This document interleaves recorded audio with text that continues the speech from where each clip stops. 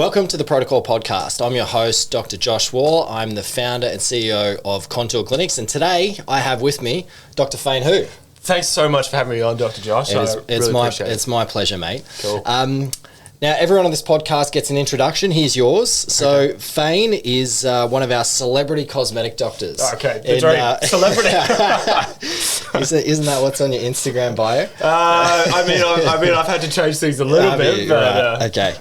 But look, Dr. Fane, he's a dedicated aesthetic practitioner. He's got a special interest in dermatology, and he was born in sunny tropical Queensland. He graduated in 2015, and he's a partner at Contour Clinics, and he manages both the Bondi and Miranda clinics. He's had the privilege of being selected for international panels, some of the world's leading plastic surgeons and dermatologists, most recently at the ANWC conference in Monaco. He has a strong background in clinical care with a breadth of knowledge across emergency ICU subdisciplines, giving him a foundational base and making patients feel comfortable and supported. He's an advocate of safe and responsible treatment, and he holds corresponding memberships with ACAM, CMAC and CPCA, and he's a national trainer and teaching instructor with Dermal Medical, which is a leading international teaching of aesthetic medicine academy. He's always excited and passionate about any opportunity to learn and teach, and Fane does a lot of our teaching here at Contour Clinics, and he is a key opinion leader for many of the pharmaceutical companies. Thanks, Josh. That sounds really fancy when you say it like that, but thank you. No, it's my pleasure, mate. Fane's been with us. I've known Fane for a long time now. It'd be I must have met you almost a decade ago. Yeah. So, look, I guess what this podcast is about looking at how you can become the best version of yourself. And as an expert in cosmetic injectables and, laser aesthetic treatments, I thought you'd be one of the best people to speak to about that, because you're one of the most sought after doctors in our group. Well, you are the most sought after doctor in our group. Yeah, and I would suspect you're one of the most sought after doctors in Sydney.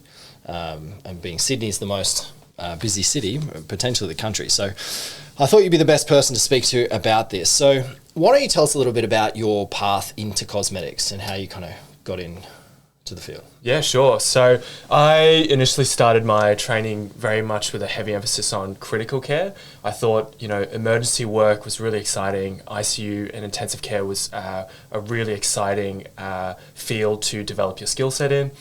It was really important for precision and understanding exactly what your patients need. And I just felt that was a really great entry point into medicine as a whole. You have so many different fields. You get to see a little bit of every single different field. Yeah. And then ultimately, I think it helps you to choose a little bit more if you are looking to subspecialize into other areas. Yeah. I guess the hardest part sometimes about critical care is shift work. And I think any medical practitioner or professional in the field would agree with the same. Ultimately, I've always had an interest in the aesthetic side. Yeah. I've always had an interest in the cosmetic field, and I felt that this was just a really great next step. Yeah. Well, it seems like it's from a doctor practicing perspective. I mean, in emergency, you meet a lot of people. Definitely. On the one shift, maybe you're seeing 10 to 15 people a shift if you're a senior. Yeah, 20 to 30. 20 to 30, yeah. Maybe 50. You're in a very, very busy location. And you're a bit of a procedural doctor as an emergency doctor. So you're doing, you're putting joints back into place and stitching and intubating people and doing stuff like that. But they're not 4-hour-long procedures. They're over and done in 10 to 20 minutes. So you can see a lot of parallels there with cosmetics and a lot of important precision needlework. Of course. Certainly when I did my little jaunt in ICU as well, you're often doing very specific lines. I mean, you'll have experience in this as well. Yeah. We're trying to find really small localized arteries. We're often working in very complicated spaces in the neck, and we've got to have the utmost safety and precision when we're doing those procedures. It's high stakes, isn't it? Exactly. Really. Yeah. I mean, if you're putting central lines in the neck, that's right. You're half a centimetre too deep. That's right. In a place that's not very good for either of you.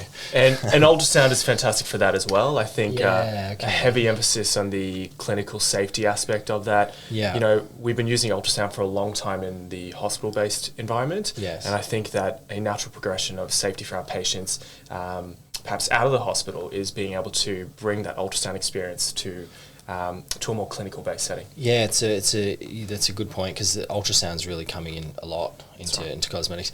You touched on something before.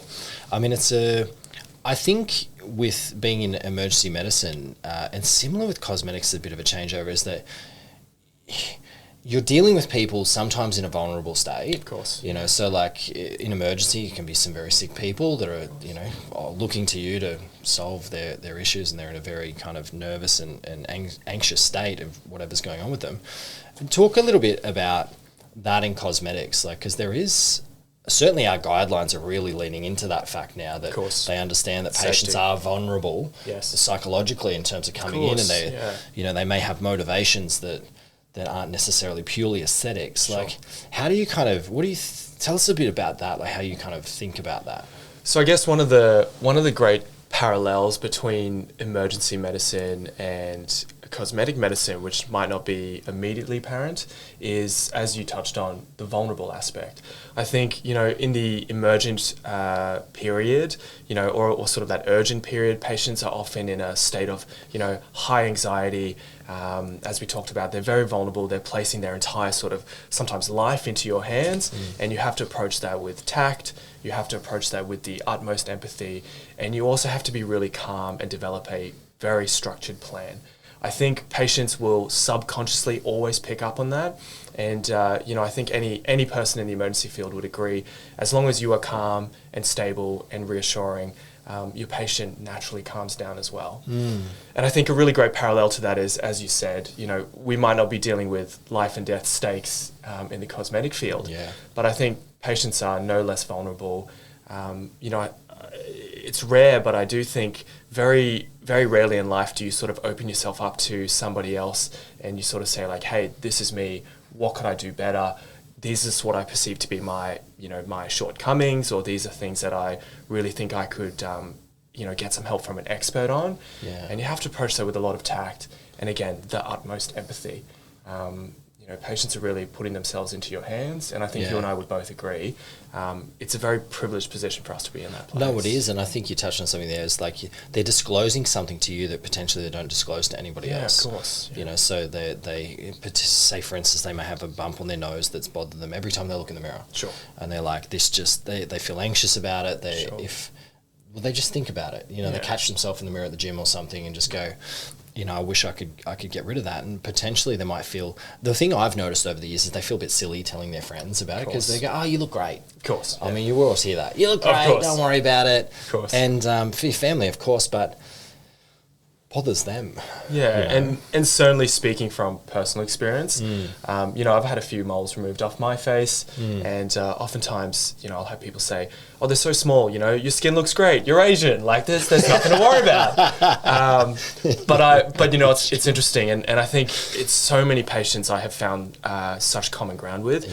You know, they'll say, I know that other people say it's not a major issue or they don't notice it, but I notice it. And I think that's a really, again, privileged position to be in with your patients, because you sort of recognize something that maybe worries you a little bit, and obviously you're doing everything safely and correctly. But I certainly can empathize with people when you know, when they present with those questions or concerns.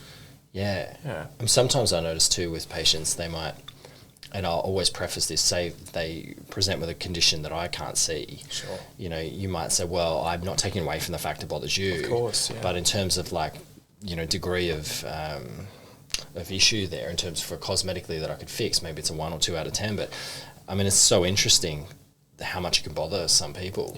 You know, and I think what you said is about, it's what it is for them. Of course. You know, because like there is a real psychological component behind it. You know, and I think the guidelines that are coming out are really sensibly approaching that. Of course, you know, because and everything we do, and I'm sure you would agree, you know, we've always held ourselves to the highest standard. Of course. And I think the regulations are great because we just want people to be safe, and we just want to look after our patients the best we can. Well, safe medically and psychologically. Of course. You know, so, but I what I find interesting recently, and it'd be interesting to hear your take on this, is what the taboo seems to be going, like especially for men. Sure. You know, like there was an influencer recently that come out, he's done his teeth and done all these kind of things, and he's like, you know, I'm just trying to be the best version of myself. Sure. Yeah. You know, and Like I know my nan, and she'd be in her 80s now, and she's like, oh, I don't get this, you know, I don't get the fillers and all this kind of stuff, and it's so interesting. Like there's such a negative opinion of it. Sure. But I mean, is that something you've noticed as a busy doctor? I certainly think the trend for, and if we talk about, you know, guys in general, I certainly think that the trend is that it's becoming a lot more socially acceptable. Yeah. And, you know, I think women often have a really great support network in that they can all talk to each other, and it's you know, I wouldn't ever say judgment-free zone, but it's less of a judgment zone, especially when it's about appearance. Yeah. You know, I think with guys, and you and I would certainly feel that as well. Yeah. You know, there are often things that we would maybe feel a little bit, again, vulnerable about. And I just think it's becoming a lot more acceptable for guys to come and have a conversation about it, you know. It's really nice. And, you know, it's not like these things ever didn't exist. I think it's just that we're heading towards a more positive sphere where, you know, again, we're being sensible, but we can really help with a lot of these things. And I think it, you know, as you know, beauty may only be skin deep, but it really does make a big difference to somebody's psychological well-being. And if you can improve or turn the dial on that even a small amount, it's just a big deal for people, and I think a really positive aspect. Yeah. When people come in and they're asking you, like they want to get something done, how do you approach that? Like, how do you manage someone's expectations around, you know, because it's become a real specialty, and it's like a lot of my patients don't know what's possible and what's not, and they see some, you know, AI altered image that's before and after online, and how do you manage that? Like, I guess it's really taking your time in that initial consultation with somebody. Yeah. You know, I really, you know, you can always open with the standard sort of medical questionnaire, but I really do think that active listening is so important, and it's maybe a little bit more underutilized. Or you know, as doctors, certainly, you know, we can often feel really busy, we're under a lot of time pressure, and that can make it hard to personally connect with the person in front of us. You know, my big problem is that, you know, I didn't realize for a long time I was, you know, clacking away on a keyboard, maybe a little bit aggressively without realizing it, while trying to listen to the patient. And even if I was maintaining eye contact, I do think that, I don't know if that's always enough. And so certainly at the start of this, or any consultation, I think really taking the time to make that person feel comfortable. And that's doing the small things, you know, opening the door for them, giving them time to get comfortable, you know, recognizing that it might take them a little bit of time to ease into what their real concern is. And I actually learned a great skill off you, which is just opening the space and making people feel safe so that they can tell you what's really on their mind. And that, you know, that doesn't always fit into a 15-minute consult. I think... No, it doesn't. I think, you know, you really have to give people time to warm up, and I think, you know, as you and I both know, if you can make somebody feel comfortable and safe, they're a patient for life, and they'll always come back to you. Yeah, they are. The way I approach it is like, I'm intensely curious about your motivations. Yeah, sure. You know, so like, because I really see it as you've given me such a privilege to treat your face, you know, because that's the thing you're carrying around with you. It's one of the most important thing you present. Right. So, so I'd really want to understand why you want to change it and how I can help the best and whether I'm the guy, you know, because like, I think I'm very good at what I do, but there's aspects where I think there's some people better. You know, certainly in our group, then like we cross-referred today to each other, procedures we both do, but that's kind of how I approach it, you know, and it just keeps things, I find it very fascinating. Do you think your psychology degree helps a lot in this field? It really helps you to understand I don't think the psychology degree helps me whatsoever. I think the experience in psychology helps. Because those degrees, and uni's not going to like me for this, but I think the psych degree is a bit of a waste of time, if I'm honest. Really? Because I have to admit, like, you probably have the best bedside manner of anybody I've ever seen. In terms of how rapidly you are able to make patients feel at ease, and I think it's really held you in incredible stead in our field. But again, you know, I always wonder, like, you're able to, I think, understand the motivations of people quickly, and I really believe that comes from you just have a very strong core of empathy there. You know, you're Thanks, really mate. able Yeah. to understand, I think, where people are coming from, and to connect with that, which again is probably how you and I both try to really approach our consults. Yeah, well, I think if you're genuinely interested and Sure. you genuinely want to help people, Yeah, sure. you know, like, because I just truly believe this is such an important facet in someone's life, you Yeah, know, of because course. like the way, as someone who's like looked very different over the years, Sure. and I've known how I get treated when I look a certain way and how I get treated when I look not so good, you know, like I've had times where I'm like 20 kilos heavier than I am now. I've had times where I've like face covered in acne and those kind of things. And Yeah, people treat you differently. sure. You know, like you get more opportunities when you look better. People smile at you more. Small talk's better. People hold a door, you know, like it's actually... People hold open doors for you. They do sometimes. control. Yeah, like it's... Nobody does that for me. Yeah, but it's fascinating Yeah. to see, I must say. Okay. And I mean, there's really great studies that show like there's whole things on attractiveness and Sure. Yeah, of course. And higher there's pays and less depression and all those kind of things that are like they're clearly proven. Sure. But the way I approach is not necessarily trying to sell those as outcomes. Sure. It's more to try and I liked the idea of removing an anxiety. Yeah, of So I course. mean, I've had my own journey. I've had a hair transplant. I've got teeth veneers, course, yeah. and say for instance, my teeth. It's the only thing I could see when I look in the mirror. Sure. I hated them. Sure. And then I didn't smile in social situations. Sure. I would never want to be in front of the camera. And the reason I got them done was because I was doing more camera work for this. I've never had that anxiety again. Yeah. I've never thought about it once. Okay. So you think about all that mental space that took up. Yeah. You know, like all of that time I spent thinking about it, Sure. that over the last 10 years I've not thought about once. Yeah, okay. You know, so, and then even to the other thing, I've had like the occasional comment about how nice they are, right? course. Maybe twice in 10 years, Course. you know, but from a thing that caused me such great anxiety. Yeah, of course. And the hair and the teeth are easy ones to do. Our treatments are far more subtle than those. Sure. Yeah. But I think for me, as I understand both medically, Sure. like having read all the textbooks on, you know, what the medical and physiological and anatomical benefits may be, but I've experienced the psychological benefits, Yeah, you know, sure. firsthand from that. Sure. And it allows you to, I mean, you think about this is what I tell a lot of our injectors when we're training about consultation skills. You have to be confident in yourself to free your mind up to be fully present for the patient. Sure.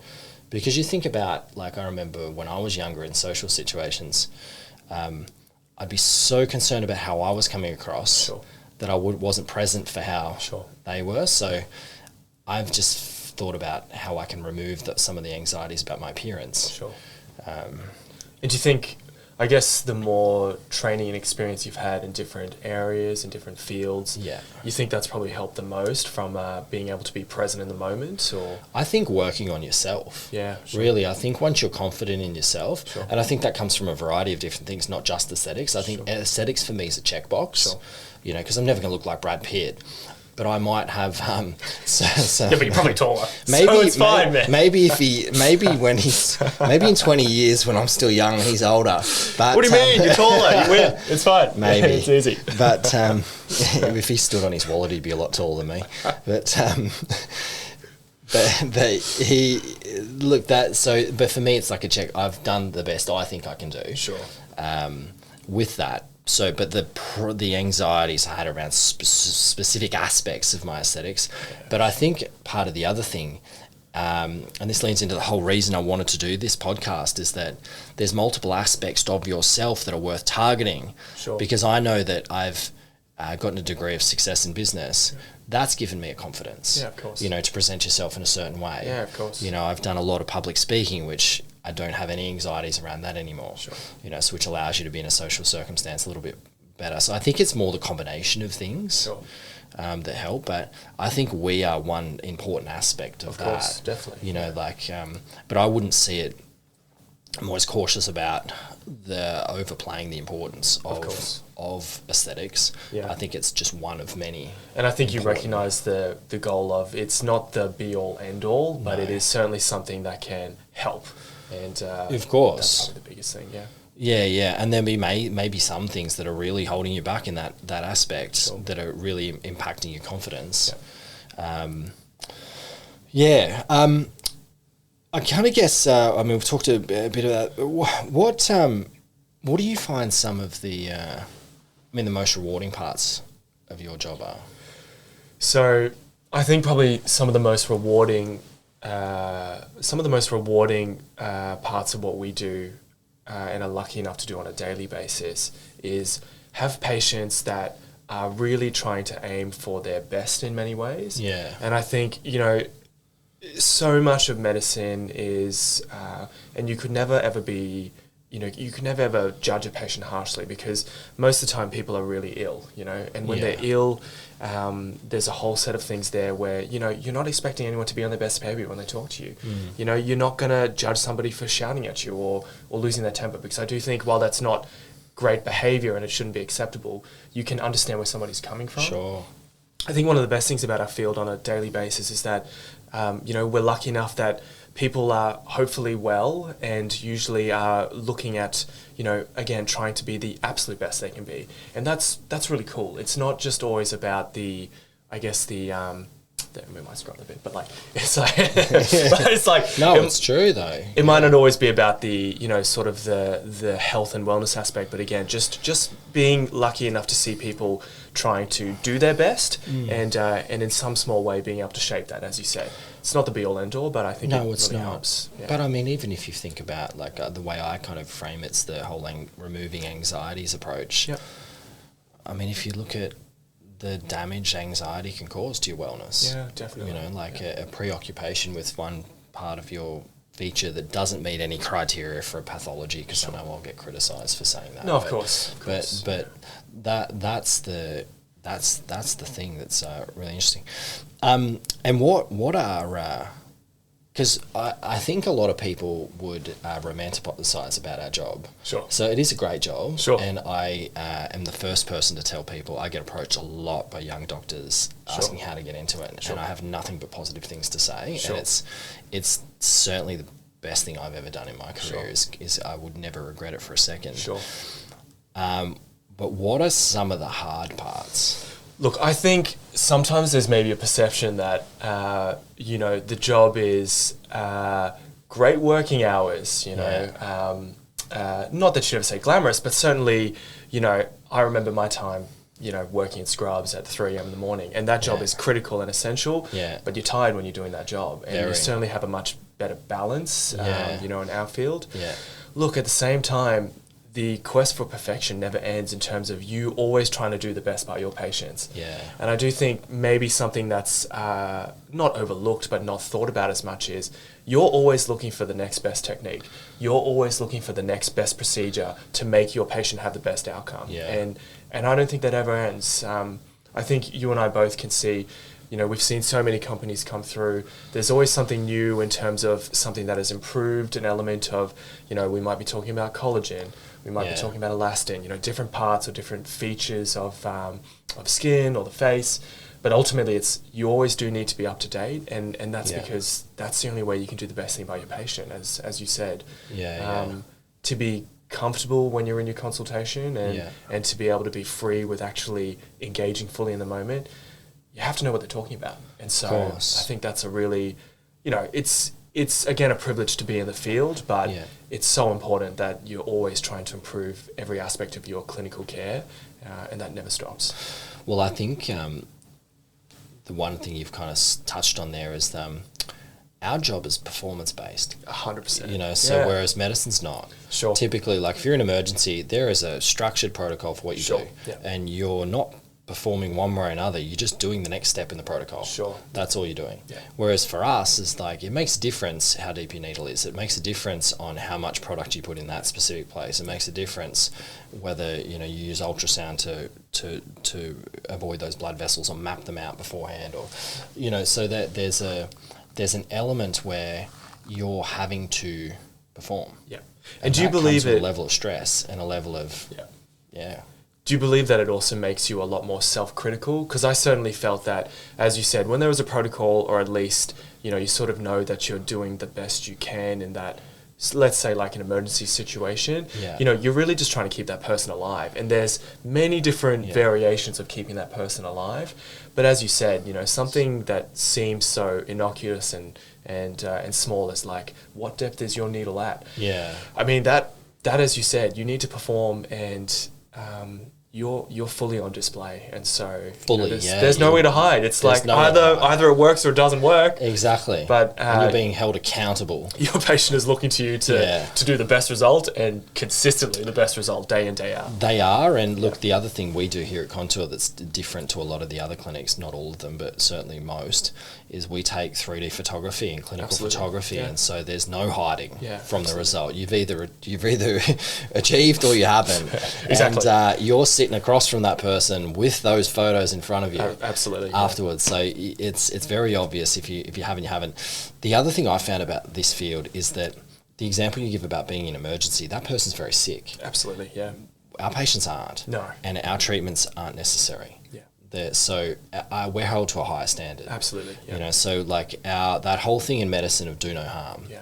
You know, that especially applies to us. Yeah, absolutely. Because we are performing an intervention that's essentially medically unnecessary. Sure. But maybe physically look, they yeah, I mean, I guess when I say unnecessary, I mean they do not need that to be well. Sure. Yeah. You know, so like it's not like you're giving adrenaline because someone has low blood pressure. Of course, yeah. You're giving trying to fix a heart toxin attack, to a frown line to treat an aesthetic concern. Sure. You know, that's whilst I think is I can see a lot of value in doing that. It's I think my point is you're held to a higher standard. Yeah, absolutely. Yeah. You know, and it's not just something where you're like, well, you know, sorry. It's like you're doing, and you and I have both done it. We've done those late phone call follow-ups. We've checked in every single weekend. Yeah. And I'm happy to do that, but I'm also aware that that's that is also a part of the job, which some people that might think about switching off,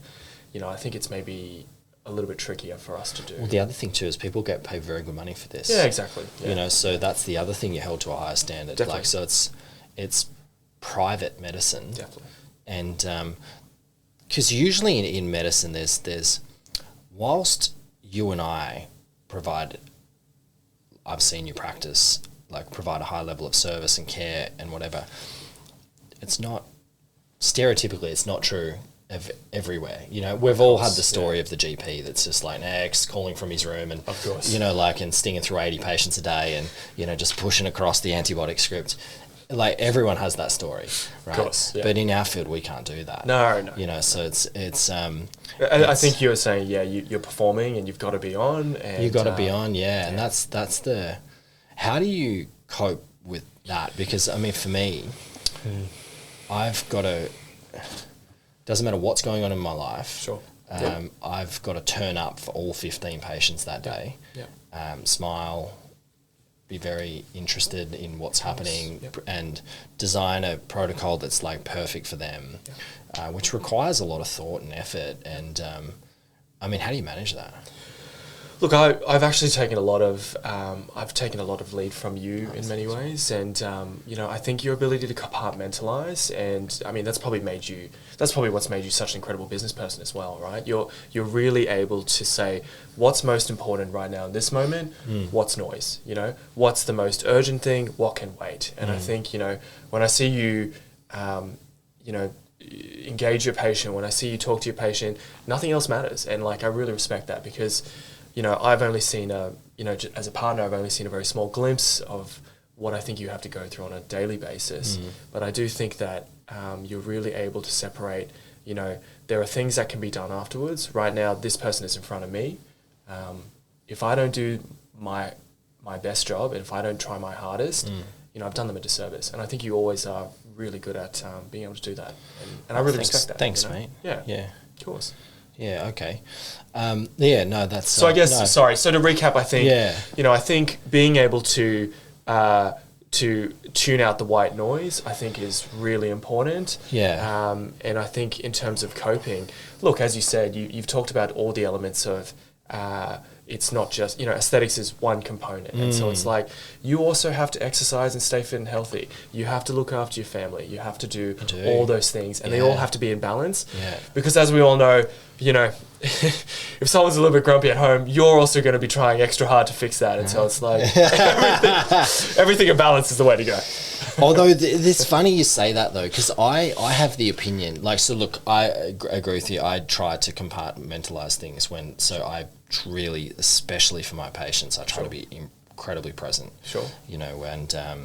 And I'll even try and check in with myself, before I'm about to go and see someone, especially if it's a complication. So, as the medical director, I will see a lot of the complications. We see 6,000 patients a month. So it's a numbers game. We're going to eventually get one or two that are upset. We're probably below the statistical average. We're 1,000,000% below. Yeah. We've done an audit and we're definitely below. I mean, the main landmark study that was, on a cohort of dermatologists, we're certainly below those standards.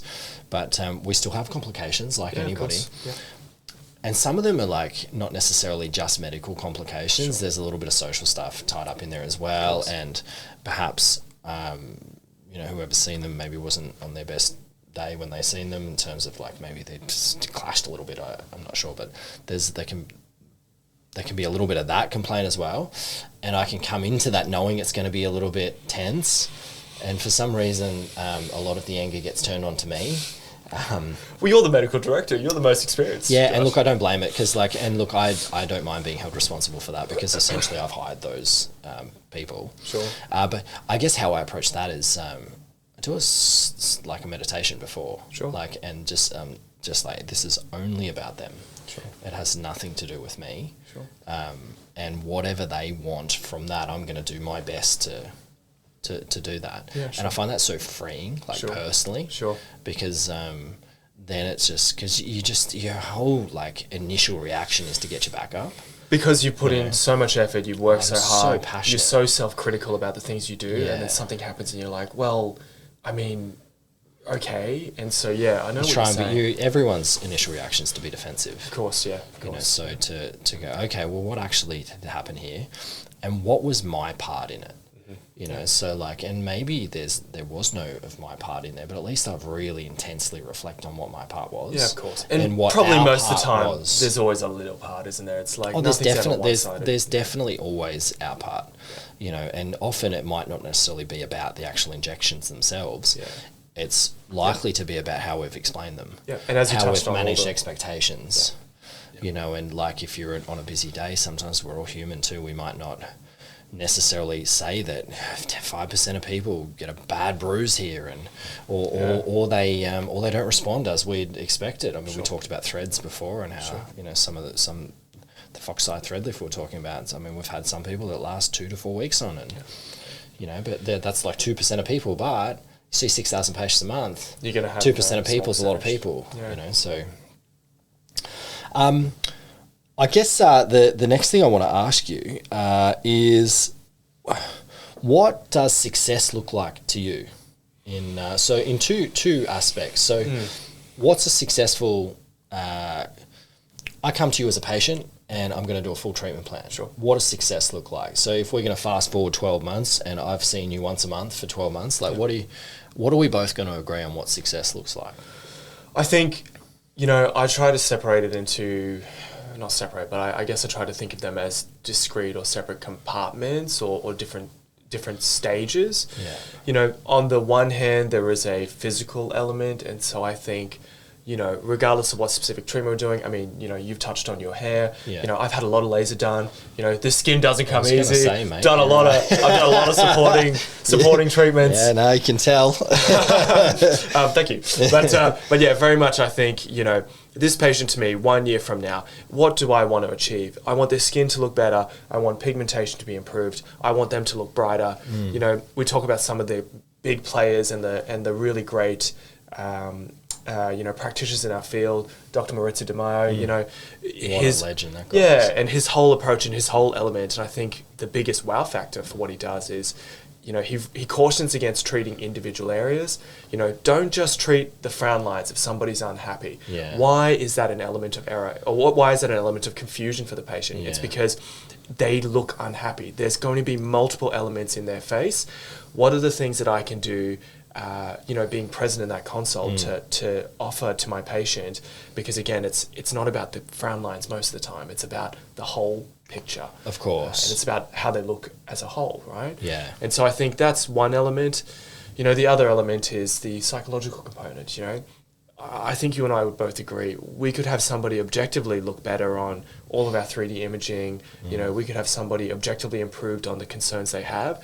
But if they aren't there psychologically, I don't think we've done our job. Like we haven't done the most important part, which is, as you said, the physical aesthetic component is a component. Yeah. It's one aspect. It is. Yeah. And so to me, success is physical improvement, psychological improvement, and a plan for what's next. I always like to think about what are the next things we can look at doing. What are the things that we can do for maintenance? This patient, as you and I both know, they're very rarely sort of one or two things and they never come back. Yeah. These patients are trusting you because you've earned their trust. Yeah. They expect to be with you for years. And Sure. so you need to be up to date and you need to know what you're doing to keep helping them with that journey. Even if that means saying, I don't think there's anything to do right now. Sure. And then the last one is you being one of the most successful guys in our industry doing this. What does mastery look like for you? Like, if you were mastery of your craft. I think it's the same things you've touched on. It's going to be confidence in yourself in the room. It's going to be fully present, and the only way to be fully present is when you know exactly what you're doing. Yeah. It's going to be, being able to take a step back and looking at it from the patient's perspective. Yeah. It's going to be not being defensive. Yeah. It's going to be open to criticism and improving yourself without Yeah. being thin-skinned about it. And it's also going to be everybody being on a good footing and being happy. I really think the way to any successful outcome is not just what you're doing in the room. It's, are your front team staff being well supported? Do your back team staff feel that they're really getting everything done and they're not sort of stressed out? Yeah. Are you presenting yourself as somebody who other people can come to for support, for guidance?